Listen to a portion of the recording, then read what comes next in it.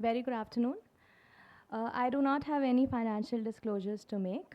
HLA-B27 associated anterior uveitis constitutes almost 50% of all cases of acute AU.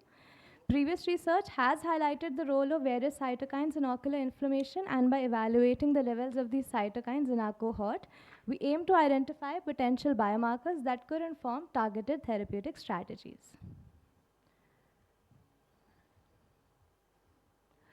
We aim to elucidate the TER cytokine profile, including biomarkers like IL-1 beta, IL-6, IL-17A, IL-10, TNF-alpha, MMP9, ICAM1, and VEGF-A in patients with unilateral HLA-B27 associated uveitis. We aim to compare the cytokine levels in the eye with active uveitis with the contralateral quiet eye of the patient and eyes of age-matched healthy controls, and to analyze the change in cytokine levels upon resolution of uveitis. This was a prospective observational analytical study. It included 38 eyes of 19 patients who were compared with 42 eyes of 21 age-matched healthy controls. And tear samples were collected on the day of presentation and when uveitis had resolved.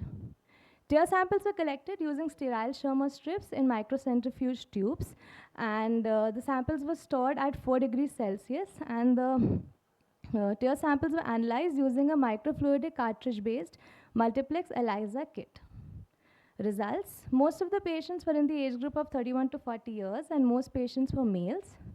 Comparing cytokine levels in the affected and fellow eye with controls, we found high levels of IL-17A, MMP9, and ICAM1 in not just the affected eye with active uveitis, but also the contralateral quiet eye as compared to controls. Correlating cytokine levels with number of episodes of uveitis, we found high levels of MMP9 in patients who had 2 or more episodes as compared to those in whom it was the first episode of uveitis.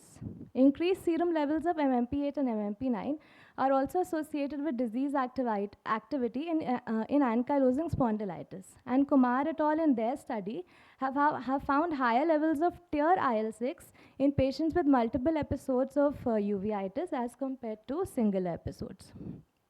Correlating cytokines with ankylosing spondylitis, we found that high levels of IL-17A were present in patients who had clinical AS as compared to patients who were HLA-B27 positive, had uveitis, but do not have any clinical features of ankylosing spondylitis.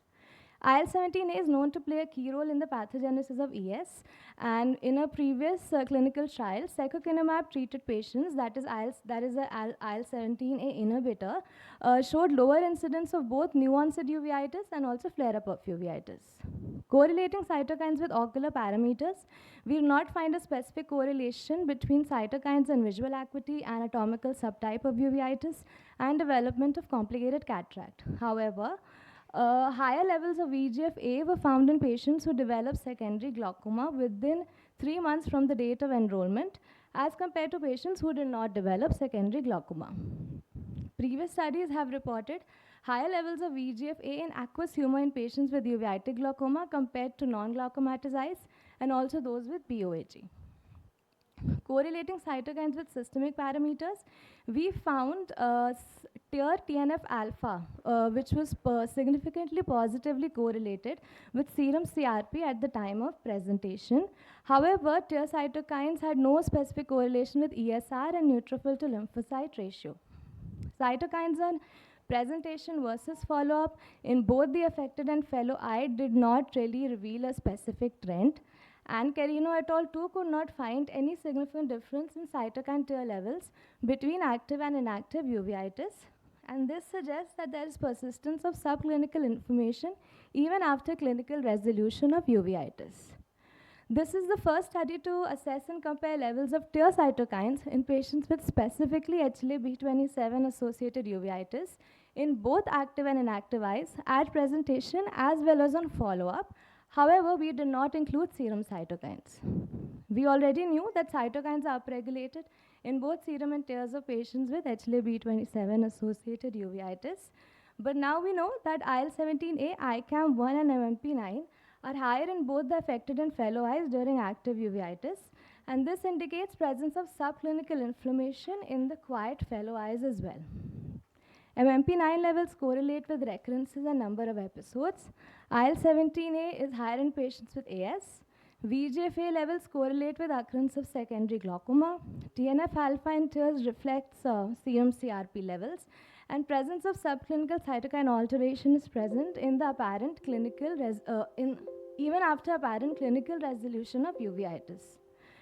We need larger studies and correlation with serum cytokines to validate our observations, thereby creating targeted therapies against specific cytokines. Thank you.